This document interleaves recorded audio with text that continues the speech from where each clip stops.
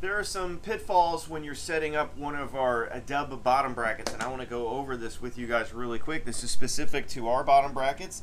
You see all of our dub press fit and T47 bottom brackets have this inside, this deal right here. That's inside of here. That is between the bearings on the inside, and that keeps it from being over compressed. This is our dub insert, and this slides into the bearing just like that. And you notice it sticks out on that back side just a little bit. And the reason for that is that it's supposed to center the bushing just like that.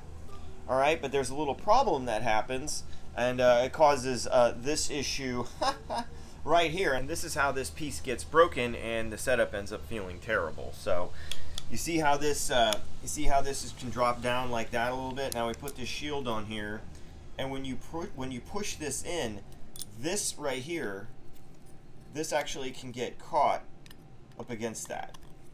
All right, so when we push this in like that, you notice that you can see an air gap right there.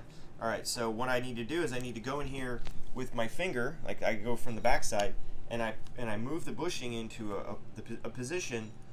I center it just like that with my finger until I can push that in all the way. Now you see how there's no more air gap right there behind this?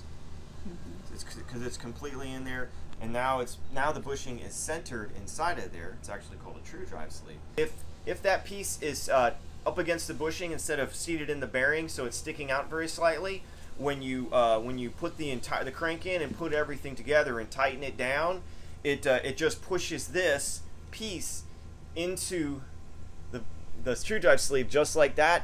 And not only does it break this, but it pushes this up against the bearing on the far side, and then the bottom bracket starts spinning poorly because it's actually binding the bearings. So all you have to remember is the inserts need to be centered in there and need to be pressed in all the way so there's no gap on the back side right there, and then everything is going to spin wonderfully.